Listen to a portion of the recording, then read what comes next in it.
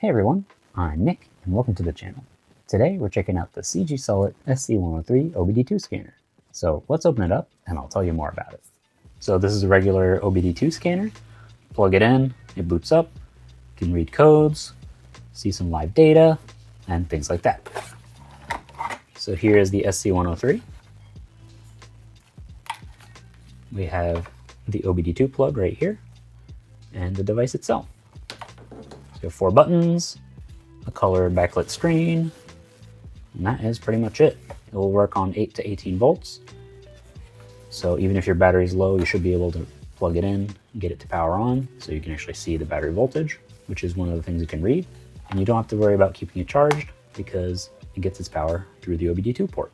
We also have a user manual, which covers how to use it, different protocols it's compatible with, DTC codes, general information and stuff like that. So here's some of the specs. 2.8-inch color LCD, it only draws about 50 milliamps, and these are the protocols that it's compatible with, which varies from car to car, especially since OBD2 has been around since basically 1996. It also covers how DTCs are structured. It's actually the letter and the numbers each mean something, and basic operation. And then we have an overview of the interface, which we'll go through in a little bit. So as a quick recap, there's no battery. It'll just power on when you plug it in. It'll read your codes. It'll show you some live data, including a couple that you can track with a graph. And it has a built-in DTC library, so you can just look up a code that a car has and it'll give you a quick description of what it is. Now that we know what it can do, let's go see it in action. I actually have 2 vehicles with check engine lights on right now, so let's get out there and read some codes. Let's start with this 2009 Range Rover Sport. It's the one I got at Copart, rebuilt, and got back on the road, which is why this door is a different color. But it has an issue, so let's get in there. Start by plugging it in. You can see the port is right there.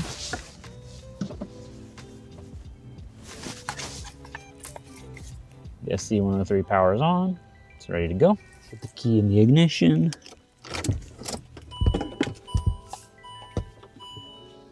And we'll just hit OK for OBD, EOBD.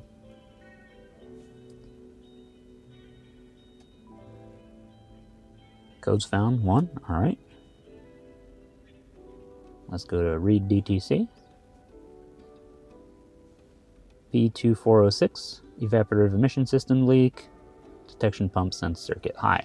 So this is something that needs to be fixed. Actually, I already have the part for this, but there's a bunch of rust on some bolts and screws that I need to remove, so it's going to be harder than expected. But stay tuned if you want to see how to fix this. Now if we go back, we could clear the DTC, but like I said, it'll just come back. We also have IM readiness, which is for inspections. Real-time curve, so we can actually monitor this in real time. So if I turn the engine on, see the RPM displayed in real time. So you could monitor it if you need to. And we'll see it idle down in a little bit. There we go.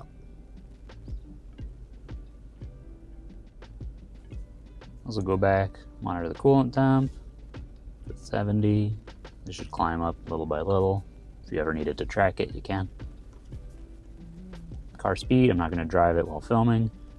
Load value.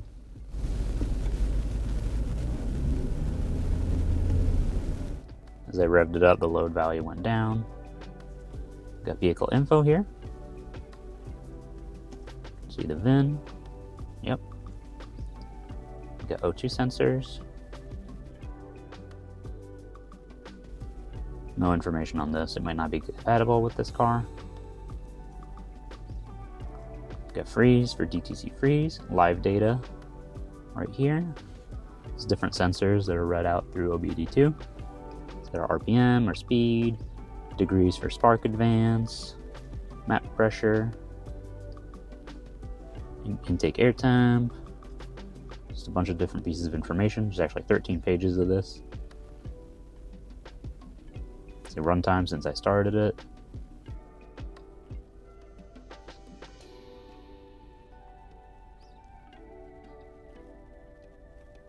Battery voltage, ambient air temperature, all sorts of standard data relayed by OBD2, and this will vary from car to car. And then the last thing is evap. Now if we go back to our trouble code screen, we have P2406. It's actually described really well, which is nice, but we'll remember that, P2406. Back out of OBD2 test, and we can go to DTC Library, P240.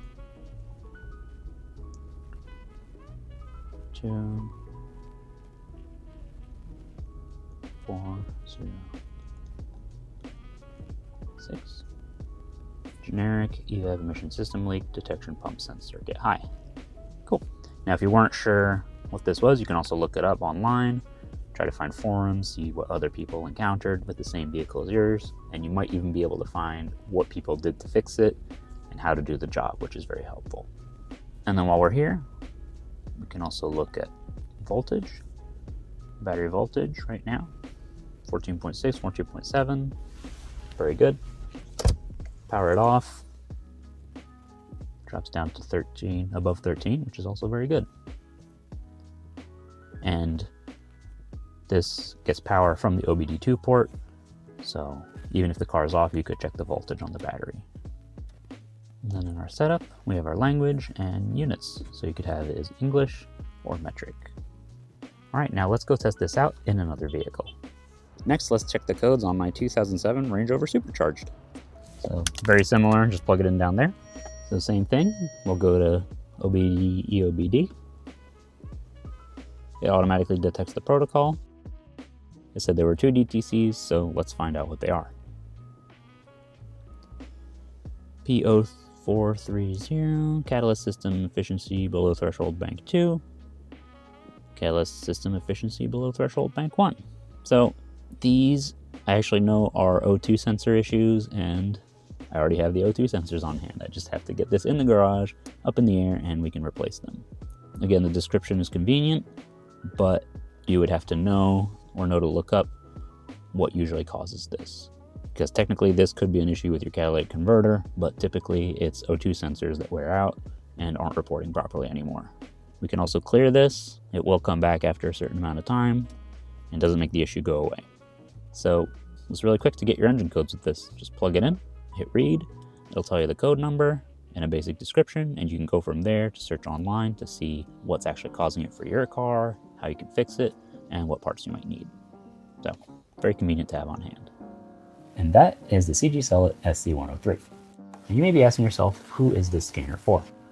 Well, it's a great option if you're on a budget, you have a check engine light, and you just want to know the code and a description of what the code is.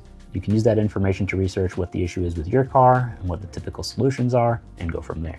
Now, if you have a more complicated car with some different systems that require two-way communication, you may want to consider different options. But as a starting point, if you don't have any scan tool, it's a good place to start. And I think right now, at the time of recording, it's about $17. So just something to keep in mind. If you're interested in getting one of these, I'll leave links in the video description, and I want to say a big thank you to CGSULIT for sending me this to review. If this video helped you out, don't forget to leave a like and to hype the video, because that really helps me out. And if you have any questions, let me know down in the comments. If you want to see more videos like this, or you want to watch me work on cars, be sure to subscribe. Thanks for watching, and I'll see you next time.